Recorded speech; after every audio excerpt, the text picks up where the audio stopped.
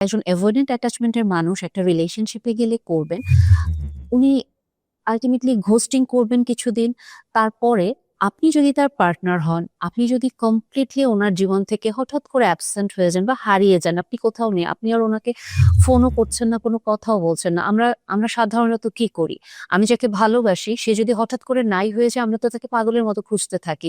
সে যত দূরে যায় আমরা তাকে তত দৌড়ে, দৌড়ে তার পিছন, পিছন যেতে থাকি। কাইন্ড অফ আমরা তাকে চেইস করি যে, "কি হয়েছে? কথা বলছো না কেন? হারিয়ে যাচ্ছ কেন? তোমার আমার এত সুন্দর একটা সম্পর্ক।" এত সুন্দর কমিটমেন্ট এবং এই জায়গাটাতে ওনারা তখন বলে, "আমি তো কোনো কমিটমেন্ট দেইনি।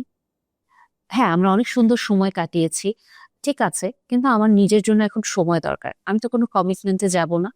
তখনই আমরা ধাক্কাটা খাই যে তাহলে এতদিন যে আমরা সময় কাটিয়েছি, অনুভূতি আদান-প্রদান করেছি এবং তুমি নিজেও আসলে আমার প্রতি দুর্বল। এটা আমি তোমার আচরণে বুঝেছি। তুমি নিজেও কখনো, কখনো বলেছ।